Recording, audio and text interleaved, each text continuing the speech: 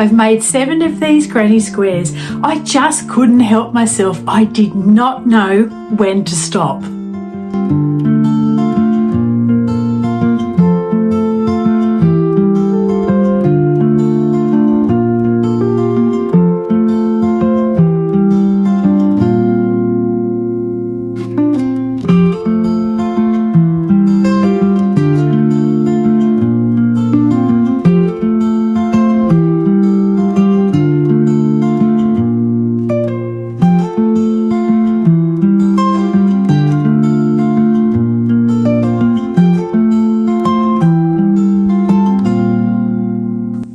You, my friends, have me wrapped around your little fingers. In a really good way, of course.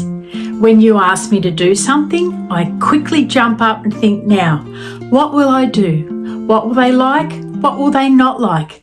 What can I make so that will bring happiness and joy to them and happiness and joy to me too? I just love doing things that you request and that I know that you'll enjoy. So I've made 7 of these granny squares. 2 of you, only 2 of you asked me, could I please make some granny squares different to the normal granny square that we're going to use for Anne's granny blanket.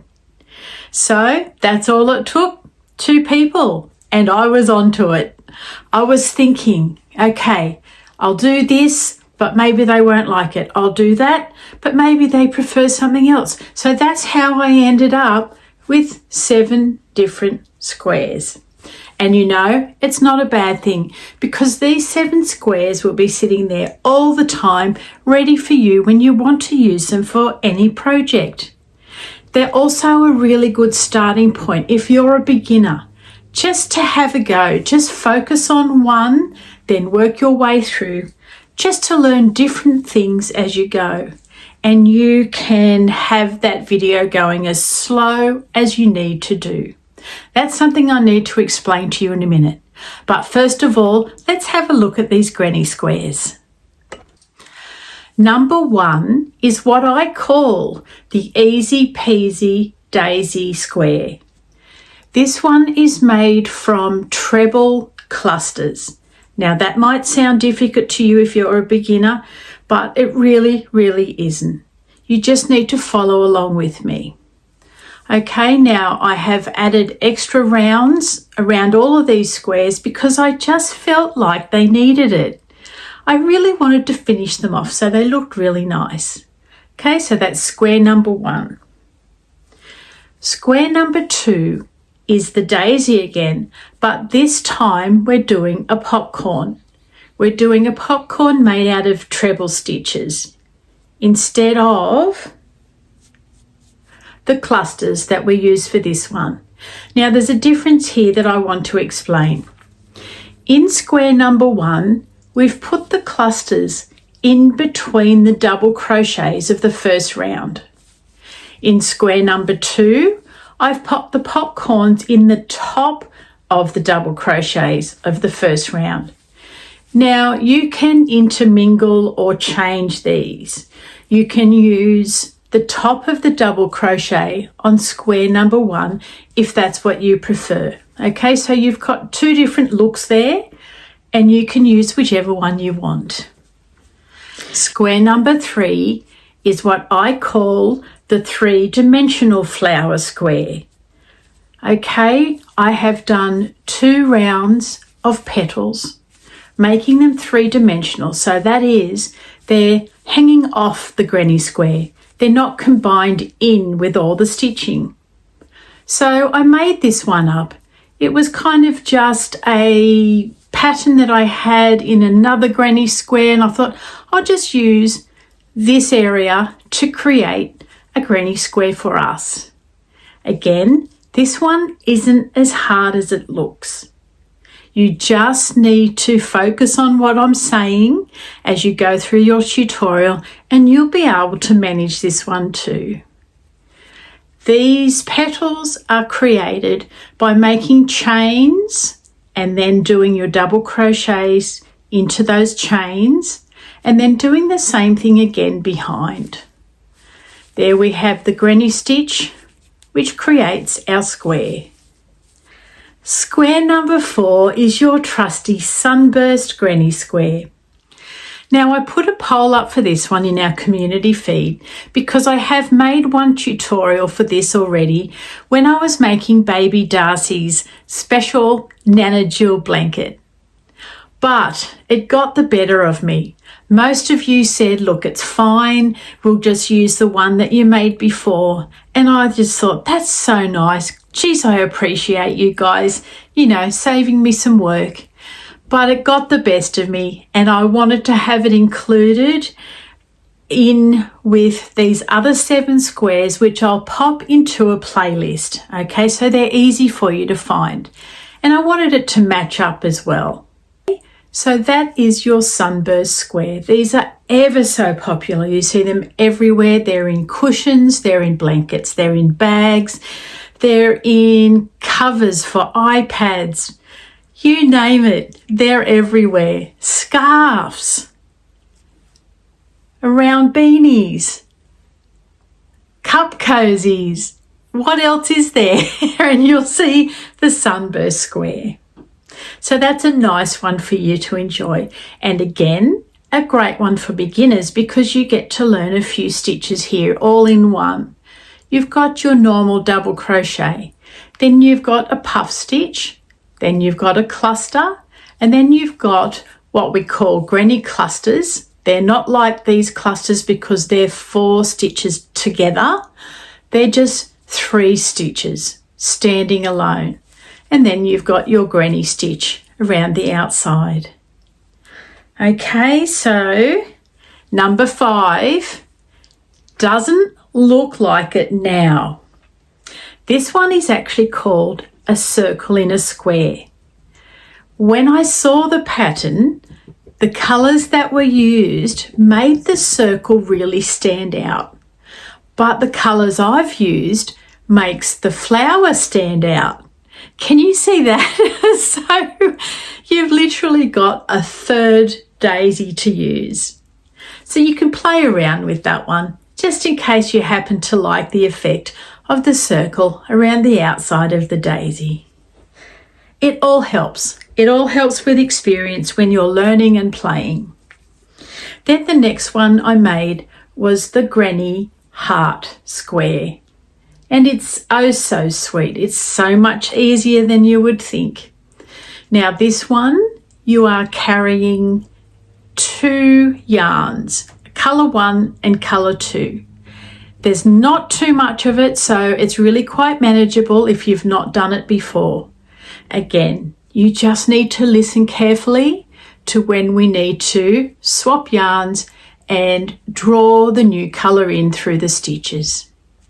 Okay, so that's your heart granny square. And of course, I had to do something a little bit geometric and did a diamond granny square.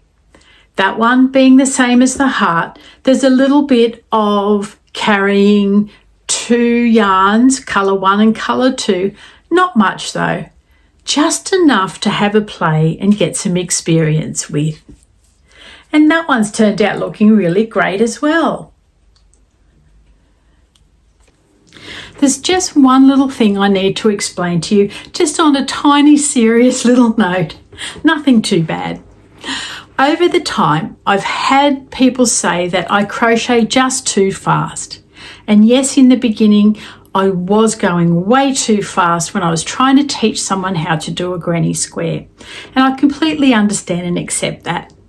I have tried to slow down a little bit, but the issue is, if I was to go slow so that you could follow my every stitch for the whole project, we would be on here for an hour and a half per square. Now, not only is that impractical, my phone is not capable of recording that volume of video and editing it and uploading it, which takes a lot of power and space, onto YouTube. And then there's a whole lot of other IT things that I have to do. Okay, so even a video that's 30 minutes long, I struggle, and sometimes I'll be having to upload that 3 times to make it work. So there is a really practical reason why I need to keep my videos at 20 minutes at the most. The other thing is, what I do, I would not leave you in the lurch, because that's not what I'm about. When I'm showing you something at the start of every round, or you know how to do the double crochet into this chain here for the petal, I go slow while I'm instructing. Okay, so I'll do a few of them even, and I'll go slow doing those. That is the part where you need to watch and learn. And if it hasn't sunk in, that's a-okay, because you know what you've got to do. And I have to do this when I'm watching other people doing projects, say Jen Tyler, or what was the lady's name on Hooked on Sunshine? She would do a video, and to be able to work alongside of these ladies doing their crochet, you have to use your stop and start on the phone. It's impractical to ask somebody to go slow for the whole project so that you can stick with them. So what you need to do is watch first, stop it. You don't have to toggle reverse or forward on your phone. All you need to do is tap on whichever side you need to go with your video. Okay, so if I've taught you something and then I've taken off and I've gone fast, you just need to tap back a few taps and you'll go through again what I just instructed. Okay, and then I do take off and kind of stay with you for, you know, maybe half of the round, because I do want to be alongside of you, and just to give you that reminder of what to do. If I'm going too fast, you've got to stop, tap back, catch up. And that is how I've had to do it with other people when I was learning to crochet or doing a new project online with someone. And I'll use Jen Tyler as the classic example because she has a lot of fancy stitches. Okay, so she'll teach us how to do it. She'll do a little bit more with us, and then she's off. She'll say, you know, you do the other half of the round and I'll meet you at the end. That's just the way things are, I'm afraid. I can't do it with you all the way. If I could, I would. Let me tell you right now, I don't like leaving you because I myself really enjoy crocheting alongside of someone. So just please know the way to get around this is to tap your phone. You know, if you've got ahead of me, you can stop it and tap fast forward. So then we catch up to each other again. It does take a little bit of practice for people who aren't used to using phones, technology. I myself have had to learn so much on here in the background. I've had to Google it all to figure things out. Okay, we can do this together. This is how, unfortunately, it has to be done. I'm not cranky, I'm not upset. I totally understand, because wouldn't it be nice if we could just do it all together? But the way to get around it is listen and learn what I'm saying when we're doing something new. Stop it, try for yourself and see if you can do it. If you can't, tap back and listen to that bit again. And then slowly work your way around. Even if you need to tap back to the start of my instruction 6 different times, you know, we've got 6 different petals here, that's a-okay. All right, I don't want to put a dampener on anything, and I hope that I haven't. I just wanted to explain to you how you get around what appears to be my fast crochet. I do go off quite fast after I've done the instruction, just so I can make some inroads into time and getting through the rounds. Do you know what I mean? I really hope you do. Drop me a message if that hasn't been clear or you've got some questions about that yourself in the comments below, or send me an email, okay? I really, really want to help you to be able to achieve these things. That's my goal here. My goal isn't to whip through fast and just, walk away and leave you with it. Okay, I hope you really understand. Now let's get back to our granny squares and enjoy our happy crochet. To make these squares, I used Stylecraft DK yarn. One of them was a paint box DK, and that being an 8-ply, I used my 4mm hook. So it doesn't matter what yarn you use, as long as you've got a corresponding hook. And I say corresponding like that because not everybody uses the corresponding hook. Some people will like to use a 4.5mm with 8-ply yarn. It just depends where you are on your journey with your crochet. If you're at the start, I would stick by the corresponding suggestions. And you know what? The suggested hook size is half of what the size of the yarn is. Have you realised that? So a 8-ply yarn, it's suggested to use a 4mm hook. A 10-ply yarn, they suggest to use a 5mm hook. A 12-ply yarn suggests to use a 6mm hook. Now this does depend on where you come from around the world, because not everyone speaks in 4, 8, 10 and 12. The 4-ply yarn for me is a whole different story. I certainly don't use a 2mm hook. When I do a 4-ply project, I use a 4mm hook.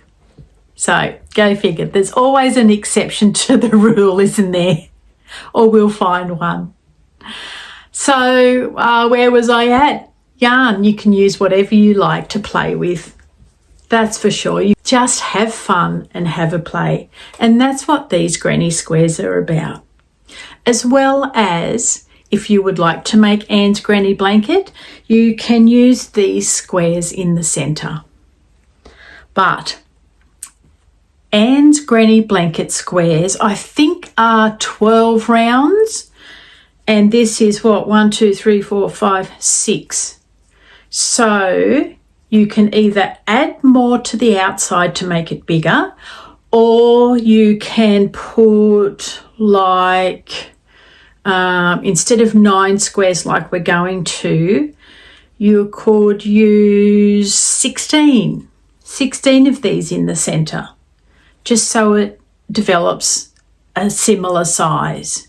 But I'll talk more about that in our granny blanket video before we get started, okay? Today it's just about these 7 beauties, and I just wanted to let you know that I'm now going to pop these up over today, tomorrow and the next day, seeing how I go. And we can get things underway finally. This has been such a long time coming. I've had lots of speed bumps in my way. Things have been holding me up, but I've finally got there, and it's such a good feeling too. I love it. So I can't wait to now download all these videos and then upload them onto YouTube for you. I look forward to seeing what you think about them and who's going to choose what. Please, please, please feel free to put photos on our community feed. You are all doing a wonderful job, and geez, it's a nice thing too, isn't it? Have you gone and had a look there to see what other people have been posting? I so love it. It's my only way, actually it's not, is it? It's one of 2 ways for me to see what you're making as well, instead of you just seeing what I do. Sometimes people send me photos via email, and that's wonderful, and they're happy for me to pop them up onto the community feed if you can't find it. If you're using an iPad, I have found that the community feed button just isn't there. Who knows why? Why would that be? But if you're using a phone or a laptop or a normal computer, desktop computer, you will find the community tab button to press, and there you can post whatever you like. It doesn't have to be gum leaf patterns or projects. It can be something that you've made just by yourself. We would love to see it.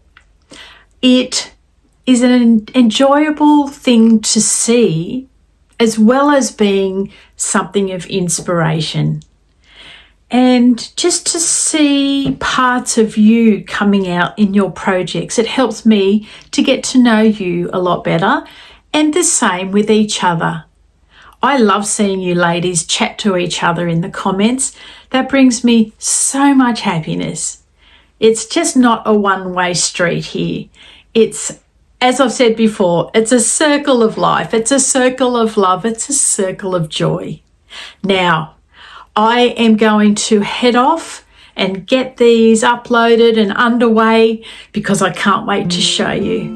By the way I talk, anyone would think I've made some amazing discovery, but I'm just really happy. This makes me so happy. So I'm going to head off now and get these loading up. I will see you again really soon. Of course, if you have any problems with these, with your patterns, with any of the patterns, please feel free to send me a message. Or if it's something you need to talk about in more depth, send me an email. Okay, I'll pop my email address again down in the description box, all right? It is floating around somewhere on my channel, on maybe the home page up the top, but a little bit hard to find sometimes. Okay, my lovelies, I will head off and I will talk to you soon. Bye for now. Bye.